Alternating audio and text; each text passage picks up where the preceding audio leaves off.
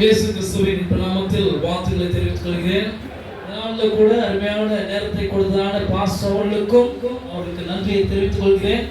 நம்முடைய வேதத்தில் சில வார்த்தைகளை பேசி நான் கடந்து செல்லும்படியாக விரும்புகிறேன். வாசிப்போம். எபிரேயருடைய புத்தகம் 6ஆம் அதிகாரம் 18, 19 ஆகிய வசனங்களை நான் வாசிக்கும்படியாக விரும்புகிறேன். எபிரேயருடைய புத்தகம் 6ஆம் அதிகாரம் 18, 19 ஆகிய வசனங்களை வாசிக்கும் போது கர்த்தர் மாறாத 2 கற்பனைகளை நமக்கு கொடுத்திருக்கிறார். எதற்காக கொடுத்தார்? 2 கற்பனைகளை அவர் கொடுக்கும் போது அவர் ஒரு காரியத்தை செய்யும்படியாக விரும்பினார். அந்த காரியம் என்ன? ஆதியாகமத்தில் வாசிக்கும் போது ஆதாம் ஏவாளுக்கு ஒரு சின்ன காரியத்தை கொடுத்து விட்டு இதுல நீ கீழ்ப்படிதலாக இருக்க வேண்டும். You must obey in these rules and regulations. Whatever the rules and regulations I give to you, you have to obey. நான் கொடுக்கிறதான இந்த சட்ட திட்டங்களுக்கு நீ கீழ்ப்படிய வேண்டும் என்று சொல்லி ஆதியாகம புத்தகத்திலே ஆதாம் ஏவாளுக்கு கர்த்தர் கொடுத்தார். There is a hope for everyone. நம்ம எல்லாருக்கும் ஒரு நல்ல நம்பிக்கை, இல்லைன்னா அது விசுவாசம் என்று சொல்லலாம். ஒரு நம்பிக்கை, விசுவாசத்தை கர்த்தர் நமக்கு கொடுத்திருக்கிறார். வாசிப்போம்.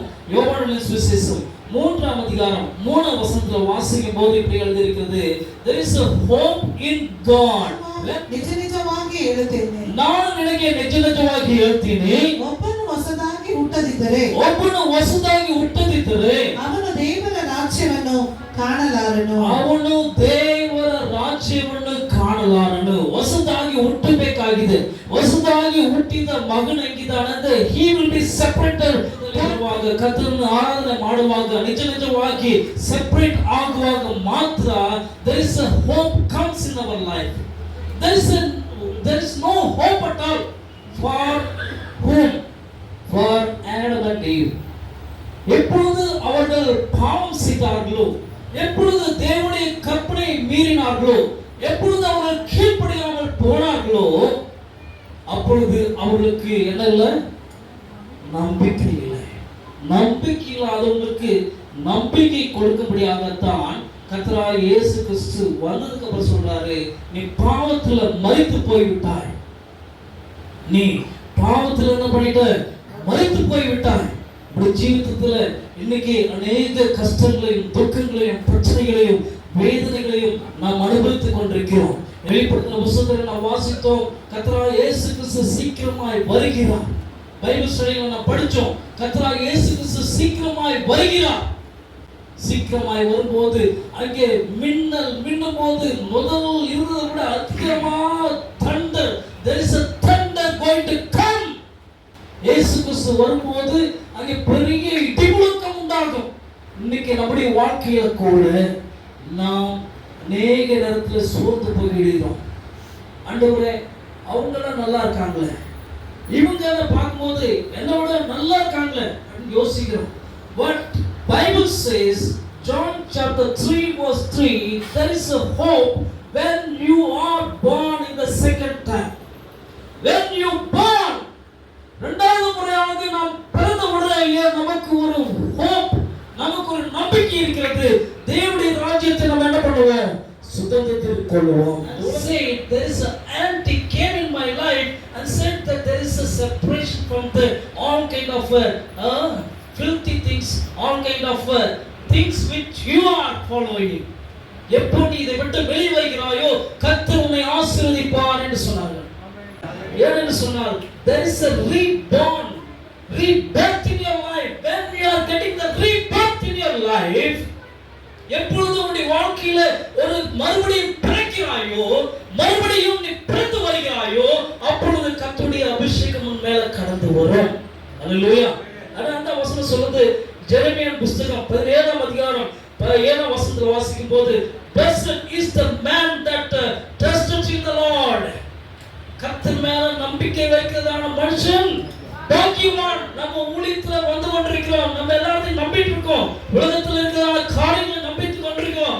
இவங்க எப்படி செய்வாங்க, அவங்க அப்படி செய்வாங்க, இந்த காரியம் நடக்கும், நமக்கு எப்படியாவது கர்த்தர் உதவி செய்வார் என்கிறதான நம்பிக்கை நமக்குள்ளாக வந்தது என்று சொன்னார். There is a trust comes in our life. You need to trust in the Lord. Hallelujah. Don't trust anybody. When you trust in the Lord, God will lead you and guide you. Last, I want to take you 1 Peter 1:3 or 30. Running படிங்க. ಯೇಸು ಕ್ರಿಸ್ತನನ್ನು ಸತ್ತವರೊಳಗಿಂದ ಎಬ್ಬಿಸಿದರಲ್ಲಿ ತನ್ನ ಮಹಾ ಕರುಣಾನುಸಾರವಾಗಿ ತಮ್ಮನ್ನು ತಿರುಗಿ ಜೀವಿಸುವಂತೆ ಮಾಡಿ ಜೀವಕರವಾದ ನಿರೀಕ್ಷೆಯನ್ನು ತಮ್ಮನ್ನು ತಿರುಗಿ ಜೀವಿಸಿದಂತೆ ಮಾಡುವುದಾಗಿ என்ன செய்யறாரு? திரும்பவும் உயிர்ப்பிக்கிறவராயிருக்கிறார். There is a life in a resurrection. Hallelujah. When you are coming here, you may be today you are disabled here, coming here for worshiping God. Then you get the resurrection. When you are resurrected, you are able to see our Lord Jesus Christ. That's what Bible says. நம்முடைய வாழ்க்கையில இன்றைக்கு வசனம் நமக்கு சொல்கிறது life of resurrection. நம்முடைய வாழ்க்கை உயிர்த்தெழுகிறதான ஒரு வாழ்க்கையா இருக்கிறது என்று சொல்லி அதுல நமக்கு நம்பிக்கை வேண்டும். என்ன வேணும்? நமக்கு அதுல நம்பிக்கை வேண்டும். இப்படிப்பட்டதான நம்பிக்கை கொடுக்கிறவர் தான் நம்முடைய இயேசு கிறிஸ்து. அதனால விசுவாசம் இல்லாமல் தேவனுக்கு பிரியமாய் இருப்பது கூடான காரியம். Without faith we are not able to please God. நம்முடைய வாழ்க்கையில நாம் ஒரு தீர்மானம் எடுப்போம். Let us decide to hope in the Lord. Let us have a faith in the Lord. கர்த்தர் மேல நாம் நம்பிக்கை வைப்போம். நான் உயிர்த்தெழுவேன். கர்த்தராகிய இயேசு கிறிஸ்துவே நீர் சீக்கிரமாய் வரப்போகிறீர் என்கிற நம்பிக்கையோடு கூட இன்றைக்கு நாம் கடந்து செல்வோம். கர்த்தர் நம்மை ஆசீர்வதிப்பாராக. நம்முடைய கண்களை மூடுவோம். நாம் ஜெபிப்போம். நேசிக்கிற பரலோகத்தின் அன்பு பிதாவே, இந்த நல்ல ஆசீர்வதிக்கப்பட்டதான நல்ல வேலைக்காய் உமக்கு நன்றி. இந்த நாளிலே விசுவாசத்தை குறித்து எங்கள் மத்தியில நீர் பேசினபடியால் உமக்கு நன்றி ஆண்டவரே. என்னுடைய வாழ்க்கை திரும்பவும் உயிர்த்தெழுதலில் இருக்க போகிறது என்கிறதான நம்பிக்கையை நீர் கொடுத்தபடியால் உமக்கு நன்றி. தொடர்ந்து ஆண்டவர் பேசுகிறதான நம்முடைய தாசனபடி காலத்தில் போகிறோம். ஆசீர்வதியும் பலப்படுத்தும் சமயத்தை கொடுத்தான அருமையான பாஸ்டர் ரோசேர் அவர்களுக்காக நன்றி ஆண்டவர். கர்த்தர் இந்த சபையை ஆசீர்வதித்து அனுகிரகித்து நடத்த வேண்டுமாய் ஜெபிக்கிறோம். இயேசு கிறிஸ்துவின் நாமத்தில் ஜெபிக்கிறோம் எங்கள் நல்ல பிதாவே. ஆமென்.